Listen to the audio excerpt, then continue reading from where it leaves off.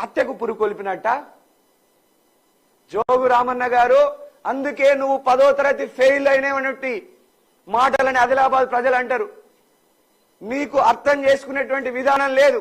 ప్రజల సమస్యల మీద మాట్లాడేటువంటి దమ్ము లేదు. రిమ్స్ల అవుట్ సోర్సింగ్ లో ఉన్నటువంటి వాళ్ళకు జీతాలు రాకపోతే, అక్కడ నర్సులకి, సెక్యూరిటీ గార్డులకి, ల్యాబ్ టెక్నీషియన్లకి జీతాలు రాకపోతే ఇచ్చింది పుచ్చుకో, లేదంటే తప్పుకో.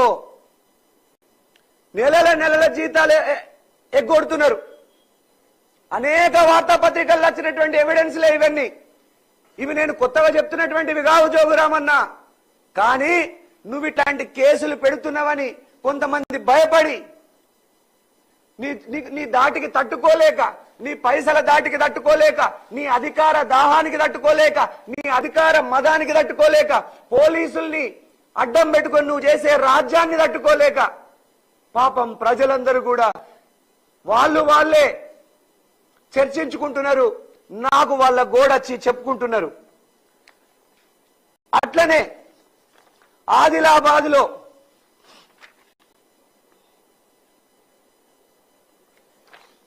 2014లో నువ్వు ఎమ్మెల్యే గెలిచి అటవీ శాఖ మంత్రిగా చేపట్టిన తర్వాత ఆదిలాబాద్ లో అటవీ శాఖలో ఉద్యోగాల పేరు మీద నువ్వు నీ కొడుకు పైసలు వసూలు చేయలేదా? మొన్న గిమ్మెలో హోంగార్డు చచ్చిపోయి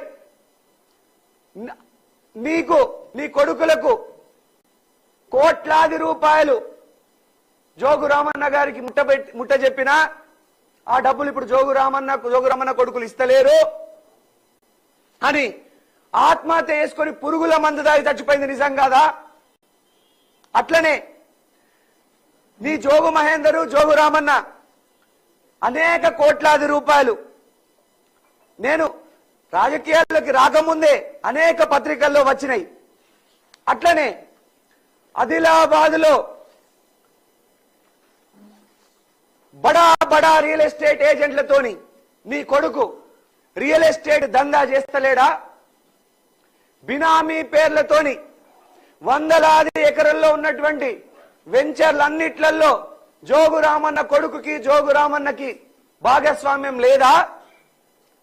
ఇక్కడి ప్రజలే చెప్తున్నారు, జోగు రామన్న కొడుకు చేసేది రాజకీయాలు కాదు, వాళ్ళు చేసేది అవినీతి దందా, రియల్ ఎస్టేట్ దందా. ఇవన్నీ సిట్టింగ్ జడ్జితో విచారణ, ఎంక్వైరీ కమిషన్ విచారణలో తేలుతాయి. వెంటనే విచారణ కమిషన్ వేయమని నేను జోగు రామన్నని సవాల్ విసురుతున్నా. అట్లనే రేణుకా సిమెంట్స్, ఇది ఎంత పెద్ద కుంభకోణం. 2018 ఎన్నికల కంటే ముందు రైతుల దగ్గర తక్కువ ధరకు 107 ఎకరాల భూములు సేకరించి ఇప్పటి వరకు పరిశ్రమ ఏర్పాటు కాలేదు, రైతు కుటుంబీకులకు ఉద్యోగాలు రాలేదు. రేణుకా సిమెంట్స్ యాజమాన్యం నుంచి 2018 ఎన్నికల సమయంలో నువ్వు 15 కోట్ల రూపాయలు తీసుకున్న దొంగ, రైతుల నోట్లో మట్టి కొట్టిన దొంగ అని రైతులందరూ ఆరోపిస్తున్నారు. దానికి సమాధానాలు చెప్పు జోగు రామన్న. క్రిమినల్ కేసులు పెట్టడం కాదు. నువ్వు ఎన్ని క్రిమినల్ కేసులు పెట్టినా కంది శ్రీనివాస్ రెడ్డి గొంతు